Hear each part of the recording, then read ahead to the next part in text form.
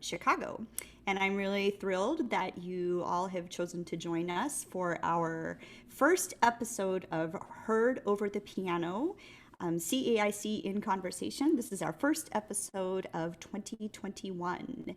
And I'm very fortunate tonight to be joined by our dear friend and colleague Michael Pecak, along with three wonderful young artists, young singers, who were participants in a master class that took place at Pianoforte Chicago last weekend, last Saturday afternoon. These participants not only sang in a master class on Saturday, but also had participated in a workshop of sorts, a language workshop with Michael Pecak on Polish language and Polish song. Saturday was their opportunity to take all of their hard work, most of them working in a brand new language to them and implementing their hard work into beautiful performances and presentations of some really fantastic repertoire. So we thought it would be a nice idea just to spend some time and about what these artists' experiences were and have just the opportunity to sit down in conversation, which is something I think we're all missing these days. You know, normally when we go to master classes and we go to performances, we have the chance to get together and maybe have a glass of wine and talk about how our performances went and what we enjoyed. And I think we're all missing that sense of community these days. So I'm really glad that these four wonderful artists could join us this evening. So I would like to go ahead and welcome Michael Isaac, Anna Laurenzo, Hilary Esqueda, excuse me, and Alex KOLYSZKO. I was combining names there. So here we all are. Welcome, everyone. Thank you again for joining us tonight. It was just a few days ago, 5 days ago or so, that we were together at Pianoforte. We were together at least different pairings. We were not all in the same room. We were, of course, observing all the social distancing and safety precautions around COVID-19. But it was so great to see each of you in different ways and to hear you. I was at the piano for two of your performances, and Alex, I got to hear you through the door, and everything sounded so great. I thought that it would be nice to begin our conversation with Michael. I was thinking, Michael, about how long we have planned for this Polish workshop. We started a couple years ago, I think, just trying to find the right dates and time. And I thought it would be interesting for our audience to hear about what our original vision was before we sort of got derailed. So why don't you tell us a little bit about how we had originally envisioned this workshop? Yeah, absolutely. Well, yeah, like, as you said, Shannon, I mean, this has been kind of a long time coming, it seems like. And yeah, we started the conversation about this workshop about 2 years ago at this point, and just kind of juggled around some viable dates and finally settling on March of this past spring. Originally, the conception for it was that it was supposed to be a kind of epic 3-day immersive experience, kind of all-consuming experience for the singers and also for the audience involved, consisting of a lecture for everybody's benefit, really, and then of course the language coachings kind of live and in person, and master classes on actual interpretation and making and putting the language to notes and rhythms, and then culminating it in a big grand performance with all of the singers. Of course, around March of last year is when everything shut down due to COVID. So that quickly necessitated some revamping, and we came up with actually what I'm still very proud of, what we came up with and what we were able to put together despite the limitations. But yeah, so we still had a lecture. It was an online lecture at the beginning of this past November, where I spoke about the history of Polish art song. Part two was about several key composers from various generations, and part three was actually a quick overview of Polish diction. Then in early December, I was meeting individually with our wonderful singers for one-on-one Zoom diction coachings on their repertoire. And that was a whole lot of fun to get to know them and to hear their progress with the language.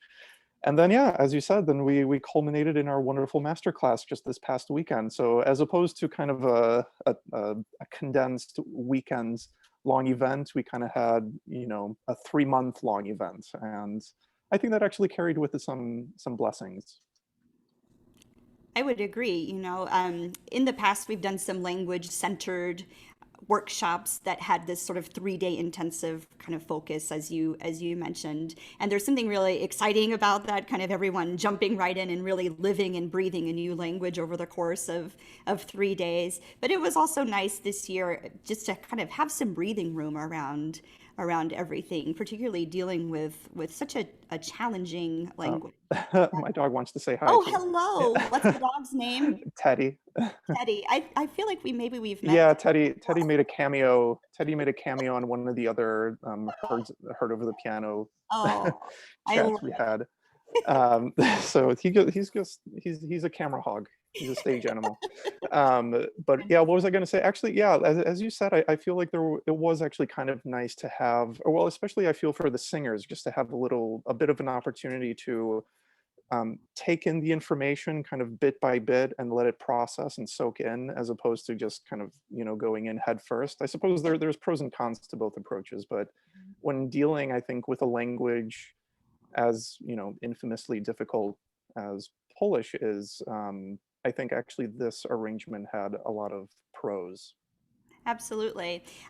Hillary and Alex both were two of the original participants who had been slated to participate back in March. Hillary, tell us a little bit about your interest in Polish song. What led you to want to participate in the workshop? Oh, Yeah. okay. Well, I am part Polish. My mother's side is Polish and Czech, and my father's side is Mexican. So I've spent a lot of time kind of delving into Spanish art song. And when this opportunity came up, it just seemed really interesting to me. I was like, oh, well, I can kind of, investigate a little bit of my heritage, especially one side that I really don't know all that much about through the song. And so I was really interested to just sort of dive in. And see, similarities and a lot of differences about the songs themselves, but also trying to learn a language that was very foreign to me. So you didn't have any experience speaking Polish before starting the master class or the workshops, I No, mean, not at all. brand new. And Alex, what Yeah, about not you? at all. Alex, what about you? Yeah, definitely. Thank you so much, Shannon. Sure. For me, my mother immigrated from Poland in the early 80s, and my dad is from Chicago, 100% Polish as well. I was lucky enough as a child to visit a handful of times, and as I was learning English, I was actually learning Polish at the same time, but it was never formal, and I even ran through a period of having a slight accent in second and third grade in Minnesota growing up. But one of the reasons why I chose to participate in this, I really jumped on the opportunity as soon as I saw Shannon. You let us know about this last year, and it has just helped me to inform some skills that have long been not present, right, in throughout high school and undergrad, and even through my master's. I hadn't really touched on the language, and this was just such a wonderful opportunity to do some relearning for myself. Great. I'm so glad that Hillary and Alex, both of you, were able to make it work despite so many obstacles leading up to this event. And I look forward to hearing a little bit more in a minute about kind of how you found working with the language and any particular challenges or surprises. Anna, how about you? You are our resident vocal chamber music fellow, so I might have strong armed you into participating. I'm not sure. So tell us about. Sure. So this was definitely a more foreign language to me. I had sung in Russian as well as the other classic languages of opera and art song, but Polish was brand new to me. I was up for the challenge, even if I was, coerced a little bit. No, I very much enjoyed it. It's such a nice thing as a singer to continue to be a student in a lot of different ways. And I think once we've learned the main four languages of art, song, and opera, being Italian, French, German, English, I guess, we don't really ever get that chance to step outside those bounds very often. So it was a fun challenge to put my student hat back on and continue learning. So it was brand new, but it was a joy. Wonderful. So, Michael, tell us about the experience of having the chance just to work on language. Back in December, I feel like as a coach, Michael, you and I have talked about this. There never seems to be enough time Yeah. for language, and so I thought it was really interesting that we were able to begin the process in that way. So, tell us a bit about that. Sure. Yeah. Well, I mean, especially with a language like Polish that is, certainly off the beaten path as far as repertoire and training goes, at least here in the States, right? Um, Kind of one of my priorities for both the lecture and all the various components of this whole workshop was to give the singers all the necessary information that they need to kind of take it and run with it.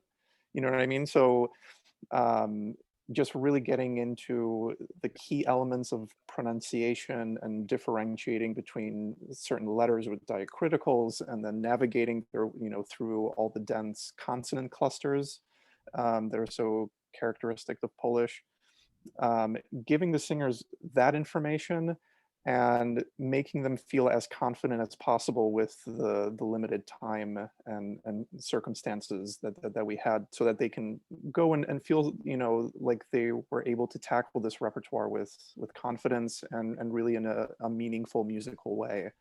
I hope we've achieved that. And certainly based on the experiences in what we heard in the masterclass, I actually am incredibly proud of our singers and for their work that they put into this. I think, yeah, like you said, I mean, it never seems like enough time, right? And so kind of in the masterclass, then I wanted to really shift gears and almost kind of get away from that nitty gritty stuff that we had spent the first several components on, right? Just making them feel like, okay, they've done the grunt work of learning how to actually say this language, and now that we're putting it into notes and rhythms, actually making music with this language. So that was kind of my prioritization and my kind of personal agenda with the masterclass. And again, I mean, we had 30 minutes with each singer. We only did one song each, even though they all prepared multiple songs. And it would have been wonderful to have all day and and really get into all of this wonderful repertoire, but also just to share with the audience just how much wonderful repertoire there actually is. For the masterclass, we put together a program. It ended up being 3 pieces by 3 different composers from 3 different eras and 3 different compositional styles, right? So Hillary did a Karłowicz song, The Enchanted Princess. Alex did a Moniuszko song, Jati Baba, the old man and the old woman, which is just the kind of standard repertoire piece, but very idiomatic and really funny. It's a hugely comical piece. And then Anna did this wonderful song composed in the 1980s. So that was the most recent piece by Marta Ptaszyńska, who's a Chicago kind of adopted native of, of Chicago, a professor at the University of Chicago. And so, yeah, just to sum up, I feel like I'm starting to ramble a bit, but just having done the kind of technical work in the first few sessions together with the singers, then in the masterclass actually making music with this language and hopefully giving each of them a sense of just how musical this language can be. Absolutely. I see everyone nodding their heads. Anna, I saw you nod your head vehemently when Michael talked about kind of encouraging you to let go of all of that technical work and really get back to the performance aspect of what you do. What was that experience like for you? It was definitely a feeling of freedom. Sometimes when you're learning something that's brand new, maybe this is just me, but I think it's a singer tendency in general. We work so hard to get it right that we all of a sudden, all that musicality, all the things that are very deeply ingrained in us, go out the window, and we become little syllabic robots. And so it was so nice to work with Michael and really put things back together in a new way too. You know, we're taking our musicality, we're putting on this new language, and then we're also layering in all the musicality that lives within this new language. The expressive qualities were really astoundingly wonderful to explore and play with. So it was a very informative and fun experience. Wonderful. Hillary, how about you? I saw you nodding in agreement. You know, you were grappling with a language that was absolutely brand new. And I had the opportunity to work with Anna and Hillary prior to the masterclass. So it was really exciting and inspiring to me to see kind of those shackles being released from them as they realized, oh, actually, I've done the work and I really do kind of know what I'm doing. And now I can actually make some art. How was that experience for you, Hillary? Yeah, I'm same like Anna. It was, especially with a language I think we're very not familiar with. I talked about it with you, Shannon, in our coaching, but that it was so hard to even memorize because for us, where we have a basis in, you know, these romantic languages that we kind of sing in all the time, you can hook in even if you're not completely fluent in a language.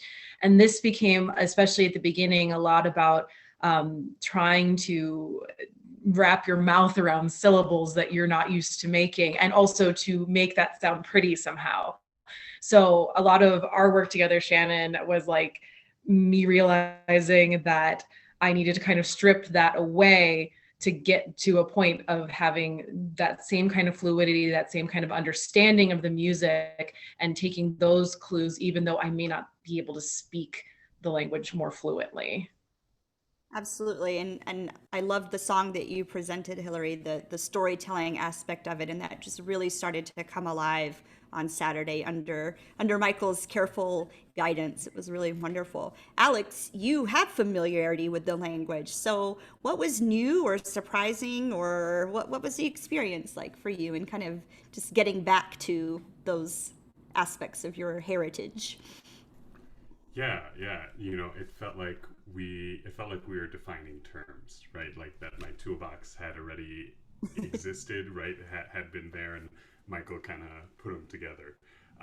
And I know that my mother appreciates that.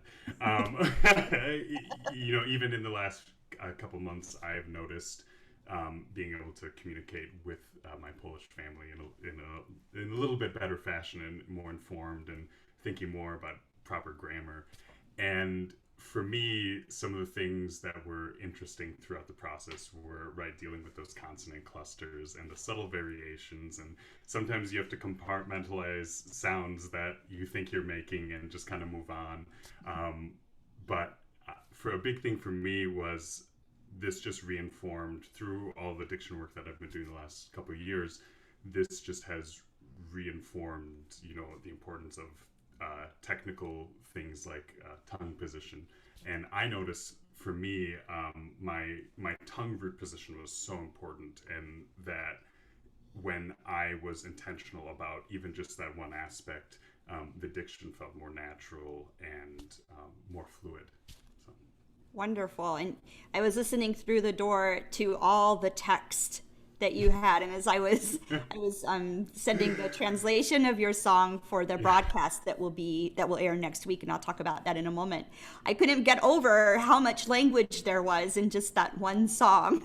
Everyone had a challenge, but you should see Alex's translation. It's like pages long. I have a question for Michael from our audience, and that's a good reminder to me that I always forget to do this. But if you have questions for any of our panelists, please be sure to drop a note on Facebook. So, we're monitoring that, and I would love to answer your questions. Michael, this is a question that I think has come up came back in November during the workshop, and it's an excellent question. Why do you think Polish repertoire hasn't had as much popularity as Italian, German, or French? I mean, it's kind of it is a bit of a paradoxical uh, reality, I guess, with Polish repertoire, but not really, because there is also a lot of truth kind of underpinning that question. And what I mean is, um, I would say there is already a lot of popularity, but it's very selective popularity. Because, for example, in the US, everyone knows who Chopin is. Every classically trained musician knows who Chopin is, right? I mean, there's no ambiguity there. I mean, he's happens to be this one Polish composer that sticks out, you know, along with the other greats of Beethoven, Mozart, and all these other canonic figures. If we're talking about opera, then it gets a little more interesting, I would say, a little more complicated, but perhaps one of the big barriers, I mean, yeah, like just put it out there to the fact that Polish repertoire isn't as well known, is because of the difficulty of the language. I mean, if it's a language, yeah, that's certainly not standard for, that's, you know, not standardly taught in conservatories and opera programs, at least in the US. Probably because, I don't know, due through inertia and you know, history and tradition and all these other kind of intangible elements of time that are just kind of piled up, you know, to get us to where we are now. I would hope that Polish repertoire and Polish opera and art song specifically starts making a bit of a headway here in the States. I mean, there is such a big Polish population here, and if you click into any one of the little Polish communities, you know, in the US, and any kind of cultural institutions in the US, and, you know, cities large and small, I mean, you'll find a real agenda there to popularize Polish music. I think it's a fascinating little bit of trivia here that the first and only Polish opera that's ever been put on by the Met in New York was Paderewski's Monroe, and that was done, I believe, in 1910, and that's it. That's the only Polish opera that the Met has ever done. I know out west in California, one of the big California opera houses in fairly recent years has done Szymanowski's King Roger, Król Roger, which is a hugely important work. Again, I feel like, yeah, it's kind of this intimidation factor of the language has a lot to do with it. I mean, in Poland, all these works are of course standard, and they're done all the time, especially the two big Moniuszko operas, which are Halka and The Haunted Manor. I mean, these are done everywhere in Poland. The Wiener Staatsoper recently, I believe, did Halka with Piotr Beczała, I think a year or two ago. So, I mean, it's starting to spread a little bit in Europe. Opera in Poland is a bit of an adopted art form. I mean, it isn't something that very naturally sprang up, but thanks to a lot of immigrant figures in the 17th, 18th, and 19th centuries, I mean, then opera began to build up, and the first operas in Poland were done in Italian and also in German, and then Polish composers started composing. So it's perhaps maybe not as historically natural of an art form for Poland, but I mean, by now it certainly is. But I'm just thinking kind of the weight of history and, yeah, kind of temporal inertia. I think just, I don't know, it's hard to describe. I mean, as I think any of our singers here would attest now, right? I mean, this music is phenomenal, right? It certainly can be, especially, you know, these composers like Karłowicz and Chopin, Moniuszko, and Ptaszyńska. I mean, these are incredible composers who wrote just, you know, stunning music. And I think it's just a matter of programming it and doing it. You know, it's not going to get out there by itself. So this is my personal agenda, why I was so happy to do this workshop, and that CAIC took it on with such commitment and encouragement. Yeah, it was very meaningful. So this is our contribution to that effort. And I think you probably have three converts here who will serve as ambassadors for the repertoire. I certainly hope so, yeah. I'm sure, owing to their wonderful performances on Saturday. I'm sure you'll hear more from them. We also have a question about what you would recommend as a good starting point for an artist or a listener who is just beginning to dip their toes into the repertoire.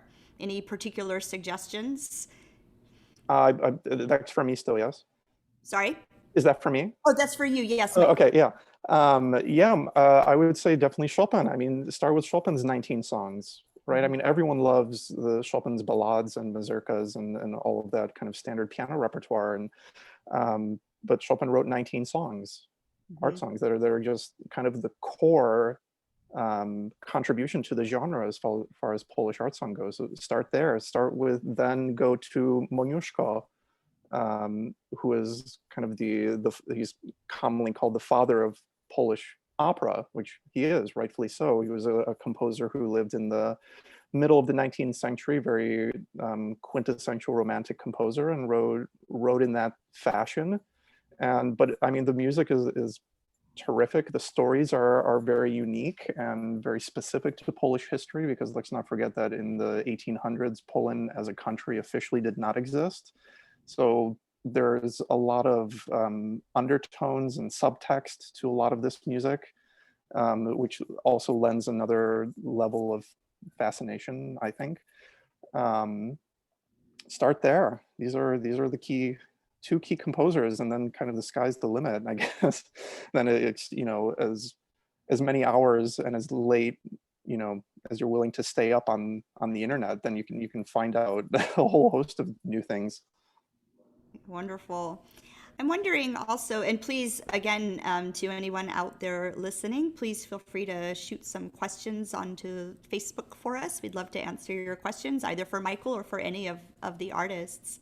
I've been curious about, aside from just kind of grappling with the newness of the language and certainly discovering some composers that maybe you had not heard of before, I'm wondering from our singers kind of what you found surprising or particularly challenging, either about the language or about the repertoire, about yourself working in a new language and new repertoire. Hillary, get us started. I guess one of the things I found surprising was that once we worked on it more and it got more into my mouth and muscles, just how lyrical it was. How, when I've heard people speak Polish, and when I've heard and just in practicing it, it seemed, it's so dense in the consonant clusters, and so some at times really difficult to just spit out, that once you sort of got into it, how it was just as lyrical as everything. And I agree with Michael and his assessment that I think what keeps people from trying it is that it does, on the page, it looks very confusing. When you're practicing it, it seems very hard. But then once you actually dive into that music, it's just so beautiful, and it can be, completely as expressive as the 4 standard languages. And it, has that beauty to it, I think, because of the language as well. Wonderful.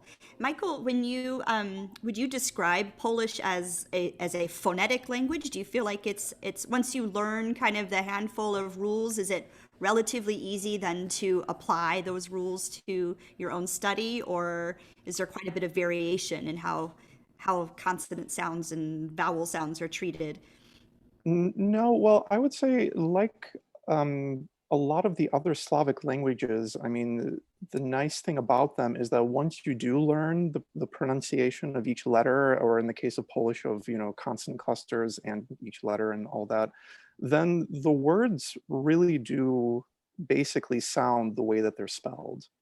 I mean, it's not like French or English where, a word can look one way and then it's pronounced a totally different way. But in Polish, the words really do sound the way that they look on the page. It's just, as you mentioned, rightfully so. I mean, you have to learn just the couple of rules, right, to know how to put things together, and then it's a matter of getting your mouth used to making those shapes and and sounds and everything to get there. And yeah, so it's certainly not insurmountable. And I really appreciated Hillary's comment about the lyricism of the language. And I mean, I think about this one comment in a treatise actually about the musicality of the Polish language that was written by Josef Elsner, who was Chopin's teacher back in the Warsaw Conservatory. And he wrote one of two treatises on the meter and rhythm of the Polish language and how to set it to music effectively. And he actually goes so far as to say that after Italian, Polish is the second most suitable language for music. Maybe not every singer would agree with that, at least initially, but I think Hillary kind of hit on something here that what is kind of beautiful about Polish is, despite the density of consonances, it's precisely those consonances that lend the language a lot of clarity. And so what I love about Polish as a lyrical language is that if you listen to really good singers, you'll understand everything that they're saying, everything that they're singing. Regardless of whatever melismas or settings or whatever, it's just the language itself has a kind of beautiful clarity to it. And then, yeah, once you learn how to sing through all those consonances, then the lyricism is also there. So I don't know. I do agree with Elsner, maybe not to that extent, to say that it's the second most suitable language for music, but there's definitely a lot of truth to that, to the idea of that statement. Interesting. Anna, how about you? What did you find particularly surprising or otherwise? Well, this is actually piggybacking off what Michael was just saying. He was speaking a lot about the consonants, but what I actually came to really love about singing in Polish was these beautiful open vowels. My goodness, there felt like there wasn't a way to over micromanage those vowels. They just were clear, they were there. It's not like French where there's all these little variations and beautiful shadings, but there's this gorgeous open quality to them that really allows the line to carry. And then you have a lot of flexibility with how to shape the phrase as a result. We found that working in Ptaszyńska's piece quite a bit. We found different ways to inform lines based on what the song was about in those different moments. So I was very surprised and thankful for those gorgeous vowels. Wonderful. Alex, you are someone who had a familiarity with Polish as a spoken language. Was there anything different that you had to specifically think about when you applied what you knew to singing? Anything that changed for you, or? Yeah, I had to remember that this is poetry, and Karłowicz and Moniuszko did such a fabulous job of informing the music through the natural rhythm and natural speaking sense of Polish in general. And I had to remember that. And I just so appreciate, like it was stated previously, and kind of just tagging along to what has been previously said, once the rules were set, everything just felt very natural, and those consonant clusters informed those wonderful open vowels that were just mentioned. And yeah, so that combination of poetry, natural rhythm and meter of the language just really felt like it was synthesized through this experience. Yeah. Terrific. And we have a wonderful follow-up question to that. And this is something that I have thought about a lot. I always say to my young singers, when they complain about German, I say, well, just wait. Wait till you grapple with Polish. And one of our listeners has said that your description of the language from all of you, I believe, sounds a lot like the approach to singing in German. Would you say that that's true? And is it relatively comparable? And I'll turn this over to the singers. Since you all have sung in German and now you're singing in Polish, do you see any familiarity there or any comparison? Everyone's nodding and thinking. Anna. I'll just start by saying I actually found a more forward placement for everything in Polish than I do in German, especially with the diacritical X in the IPA. Michael and I worked a lot on how that wasn't so far back. It was much more forward. It was somewhere in between the Achlaut and the Ichlaut, so it had its own special little positioning. And all the consonants, I used to shy away from consonants in German. And so now with this new approach with Polish, letting them really just live up here in the front and not backing away from the, all the very aspirate sounds that were happening in Polish. I think that gave it a little bit more freedom in my mind than German, but maybe I need to rework on my German a little bit now too. So who knows? What do you think about that, Michael, about that comparison to German and Polish? What are some similarities and differences there? Yeah, absolutely. I mean, I think it's very apt. I mean, it's German certainly is, not light on consonants itself, right? But again, it's exactly that element of the language that also gives it that clarity, right? I mean, if you listen to really, great native German singers, you can basically understand every word they're saying. And that's not always necessarily the case with other languages that, for lack of a better term, are softer, and perhaps aren't as consonant heavy. I mean, certainly French comes to mind with its, stress-free characteristics and legato, which is, I mean, gorgeous and everything. But yeah, where was I going with that? I don't know. There's definitely I think maybe one of the misconceptions about Slavic languages, and perhaps it's true so with others than with Polish, but yeah, Polish is a very bright, forward language, despite being a Slavic language. Perhaps Czech and Russian, maybe are generally more darker and kind of live a little bit farther back in the mouth, but not so with Polish. It's all right here. It's all right there at the the tip of your lips and the tip of your tongue. And yeah, so I certainly hope that having this experience with Polish helps the singers, more easily with their German repertoire now, and attacking consonants. There's something about moving, right? There's something about moving the goalposts, right? Like with German, if we think we're at the maximum of what can possibly be done, learning that there's a whole other level up there. It really can help. And I would say, I mean, just think, if you're singing, especially in opera in a huge house, regardless of what language you're singing in, really, but I guess particularly with something like German, I mean, just think how hard and how much work it is to really get that text across clearly. And even here in our experience on Saturday working with these art songs, right? I mean, I was really pushing the singers, to really get certain consonants out much more percussively or aggressively, but really to serve that clarity and the beauty of the language. But I think as they all found out, it's a lot of work, right? I mean, just, excuse me, we all think, that maybe we're doing something beautifully, clearly, and articulately, in the practice room and something, and then we come to realize, when we go on stage, actually, it sounds like mush, and then we have to actually give just that much more effort to really get across what we want. Absolutely.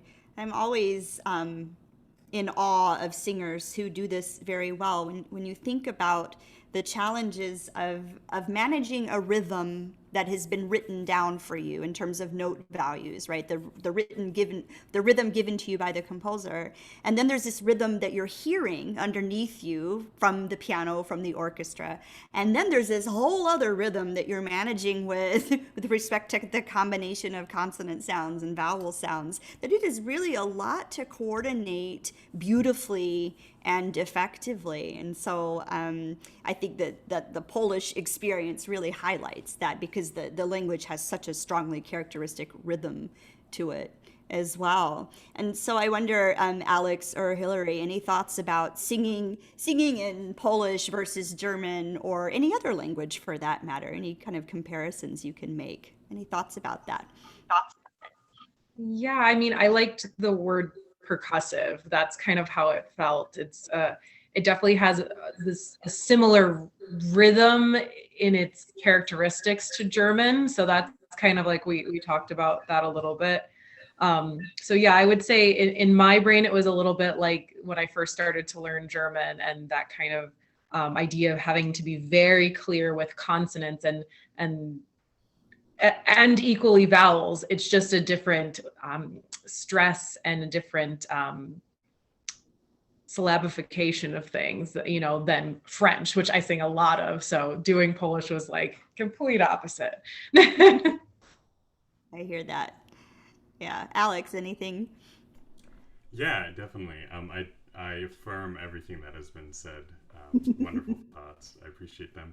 And I just want to mention that through this experience, through the language, the amount of storytelling and the ability of storytelling, I felt related heavily to even early 19th century ballades. And it reminded me of my work on studying Löwe, right, on his Opus 1 with Edvard and Der Wirten Tüchterlein and Erkenich.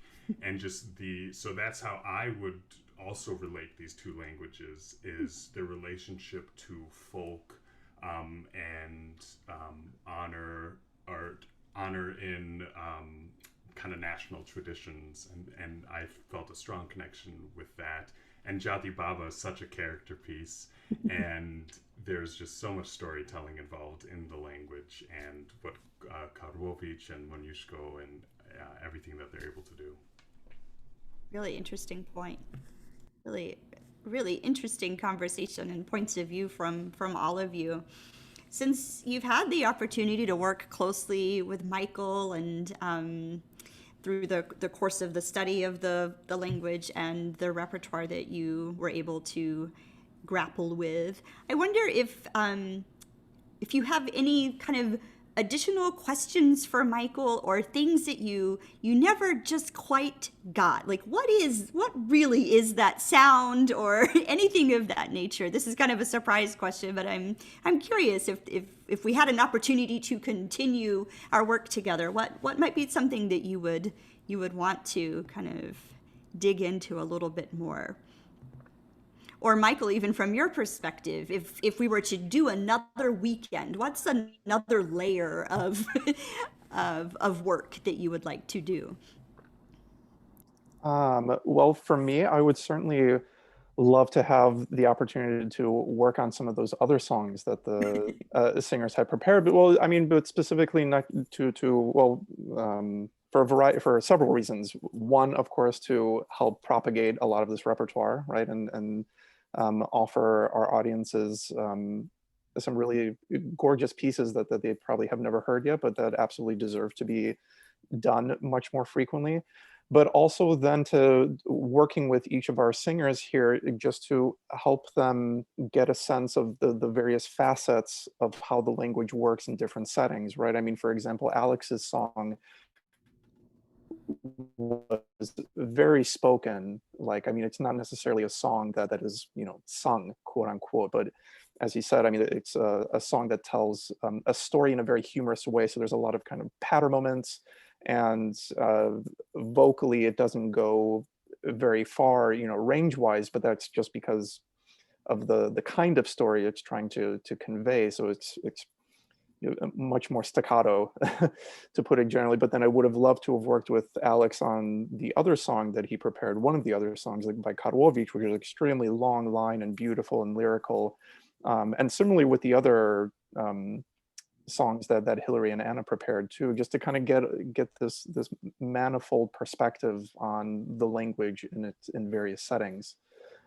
So that's what I would have loved to have worked on more, and just navigating all these different aspects of the language, from the percussive to the lyrical. Wonderful. Anna. Shannon, I would also say one of the things that I'd love to continue exploring in Polish in particular is how to manage where and when you spend energy on what. If that was very vague, but what I mean is in these different styles, for example, my Ptaszyńska piece was very syllabically set. And I think the other piece, the Ach, jak mi smutno, had a lot more sense of this under churn of energy that kind of swept us from phrase to phrase. And so knowing how to differentiate, well, in a more syllabic setting, a more very metered piece, how do I approach the timing of the consonants versus how I approach that in a piece with a lot more rubato, a lot more push and pull. I think that's something that I would enjoy continuing to explore. Absolutely. Anybody else? That is a challenge, Anna, like when we think about this rhythmic issue that I mentioned earlier, that just the coordination of various tempi within the context of kind of these quickly articulated consonant sounds. It takes practice just to teach the musculature and the articulators kind of how to do all of that, you know? Any thoughts about that, Michael? No, you're spot on. Yeah, Shannon. And, yes, there's, rules and things that we have to learn, but then of course we have to learn how to get away from the rules and learn how to break them tastefully. And so, I mean, for example, coming back to something I spent some time talking about back in the lecture in November is that officially shadow vowels do not exist in Polish, even though there might be, consonant clusters back to back. And then, how do you get through all of that? But in lyric Polish, when you're singing the language, sometimes, yeah, if a song is smooth and lyrical, then we do have to sometimes, insert these slight compromises in order to navigate and keep a legato line. And perhaps we don't need to approach as percussively certain consonances, or, learning the spots where we can insert a slight shadow vowel to keep a legato line, or to finesse or caress a certain word that is, somehow poetically or musically significant. And all these little tricks, yeah, I mean, this would have been great to talk about too, hence the variety of repertoire that I selected for the participants. But these are things that they just require time and more experience with the repertoire. I mean, there's just no magic pill for it, right? So hence just, yeah, another opportunity in and of itself would have been valuable just for that. Yeah, absolutely.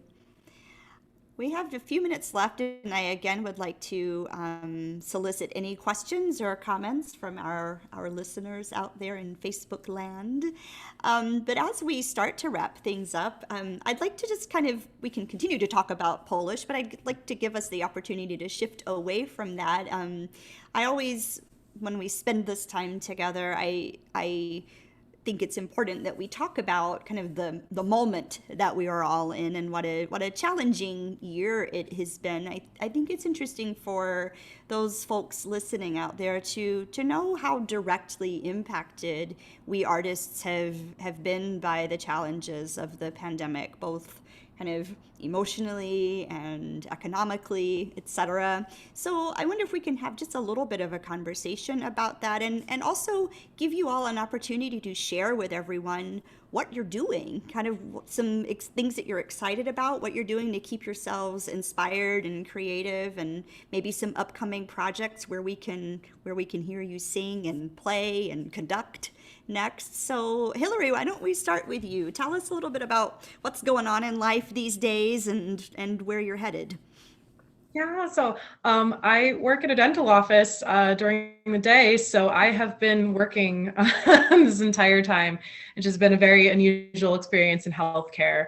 A little bit scary at times, but made it through.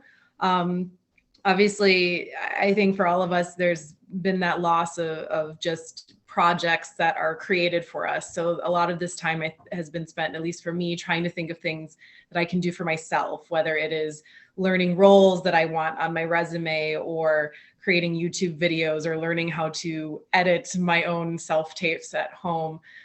So that's a lot of what I did. And I did put out some YouTube videos that were both classically inclined and also some art song, as well as like a Christmas one. And I'm hoping that in the new year I can continue to do that and even branch out further and do pop songs. My boyfriend plays guitar and drums and things like that. So we've been talking about doing some kind of crossover genre stuff in the new year. Wonderful. And I realize I neglected to have you all kind of introduce yourselves and tell us about your background a little bit. So while we're on that topic, Hillary, tell us about your training and what you were doing before all of this. I'm a lyric soprano from Chicago originally. I went to school undergrad at NYU, and then I came back and did my master's at Roosevelt, and I've been here ever since. I study with Mark Creighton. And I generally do a lot of storefront opera around here. That was kind of where I was at before everything ended, but hopefully we'll pick up back again soon. I think so. Great. Well, we're so glad that you were able to be part of this whole experience with us. And I look forward to seeing you again in person in the not too distant future. And Alex, tell us a little bit about kind of your situation. Yeah, definitely. So a little background about me. My name is Alex KOLYSZKO. I am a bass. Hopefully in the next couple decades, on my way to Profundo. Who knows? We'll see.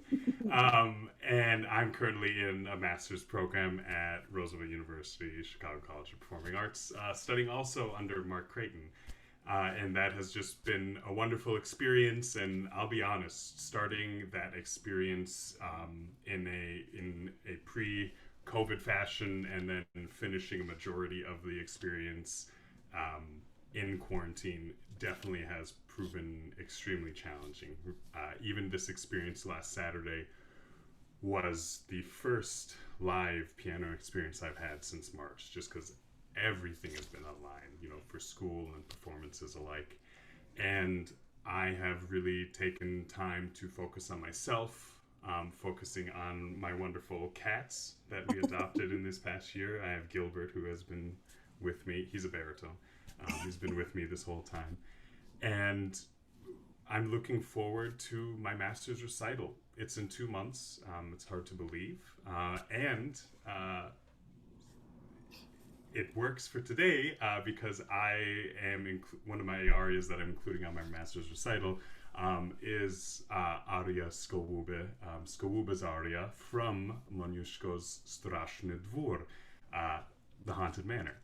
And I look forward to continuing my work with Michael, working on this aria with him. He's actually coming to my lesson next week with Mark, which is wonderful.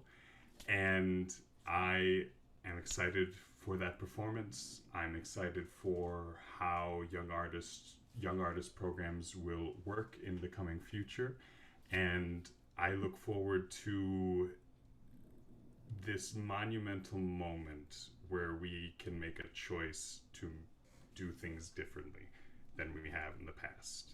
And I feel like a lot of the foundations of what we do and society, right? This is just talking specifically. A lot of what has been done is being shaken, and we have that really awesome opportunity to kind of see how we move from here and how we move forward. So. Well said. Hear, hear. Anna, I know you have strong points of view about that as well. Yes, I do. Tell us what's going on with you. Sure. So I'm a mezzo-soprano, and like Shannon mentioned, I am the current vocal chamber music fellow with CAIC. Shannon and I are going to be doing a leader lounge this spring, so stay tuned for details on that. But really looking forward to revisiting an old friend of a piece with Shannon. I think this time has given a lot of space for introspection. And for me, I've been spending a lot of time thinking about what it means to be a performer now and what I'm pursuing. This is very esoteric, so bear with me. But what my goals are with performance and how different they are from when I left school a few years ago. And so it's been interesting to revisit the things that are the same, the things that have changed in that path. And I'm finding a lot of joy actually from leaning into creating different projects, using that my 4 C's, which are some of my guiding principles right now: community, collaboration, curiosity, and creativity, to see what kinds of great things we can make when I'm leaning into those. And I've also really enjoyed plugging into the community of friends and colleagues and professionals here in Chicago. Hadn't had as much time to really be in Chicago before this moment. So it's been a real joy to dig into the wonderful community here. And so it's only pushing me forward as a musician, and hopefully, I'm giving some of that same back to the collaborators and colleagues that I've been sharing this all with. Oh, for sure. I know that you are. And it strikes me that, in normal times, everyone's on the road and you sort of have these built-in communities that you build, right, that you create when you go off to do a performance, to do a gig. And having lost that, I have seen people really leaning into the community that they are a part of, kind of geographically, which has been a really beautiful thing to see. And also to kind of lean in more to reaching out and making connections that we've often taken for granted.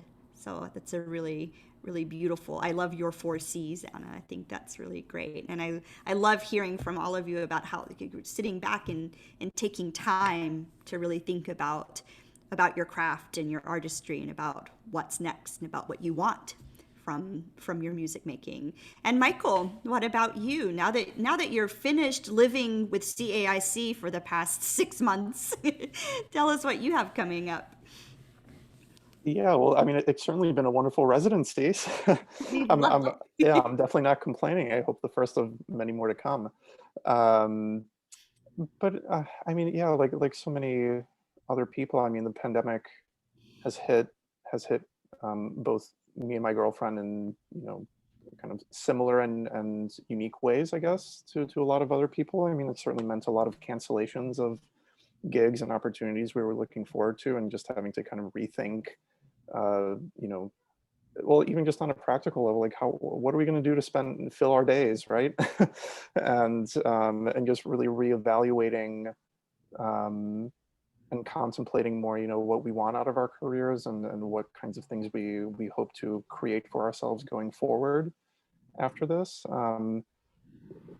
As far as like projects go, I mean, yeah, we've definitely kind of leaned into the whole virtual world and have created several virtual performances, both by ourselves and also through the help of other local and national organizations. Um, Coming up next, we have both Hannah and I will be doing a virtual recital through the Northbrook Public Library's performance series. So that'll be at the end of February, and that'll be kind of a mixed program of Mozart, Schubert, Bellini, Fauré, some Debussy, I think. Yeah, I still need to look at that repertoire, to be honest. But later this spring, I might be doing another recital with another soprano. More or coming up sooner, I guess, I have this very exciting opportunity with Chicago Opera Theater, working on their upcoming production of Taking Up Serpents. So I'm very much looking forward to that. And yeah, just fingers crossed for a brighter 2021 in so many ways. Yeah, I think that we all are on board with that sentiment. I think we're all looking forward to better things to come on a lot of levels. As we wrap things up, it's a wonderful opportunity for us to plug all of your next performance, which will be the broadcast of the masterclass, which you performed in last Saturday and we recorded. And we will be presenting that masterclass. I'm just checking the date and time to make sure that I do everything correctly. The masterclass will broadcast on Facebook and on our broadcast page on our website, CAIChicago.org, January 29th through January 31st at 7:00 p.m. Central. So I hope that you'll join us on one of those days, 29th, 30th, and 31st, to hear Alex, Hillary, and Anna, and under the careful tutelage of Michael. And Michael and I also performed on the masterclass as well, so you can hear all five of us. And also wanted to let you know that this series, Heard Over the Piano, will continue most Thursdays through June, and you can find more information about this series on our website, which will be continually updated. We have some exciting guests and topics coming up in the next several months. And speaking personally, this has been just a wonderful way for for us at CAIC to continue to engage with our audience, and we really appreciate that you all take the time to tune in and keep up with everything that we have going. And in a time when we're all missing community, this has been a beautiful way to continue to build community. And I really appreciate Michael, Alex, Anna, and Hillary, you're taking the time to sit down and help build that community with us and share your experience. And we look forward to sharing your really wonderful performances and your beautiful work next weekend. So I hope all the folks out there will tune in. Thanks, everyone. Thank you, Michael. Thank you, wonderful singers, and we'll see you next time. Take care. Bye-bye.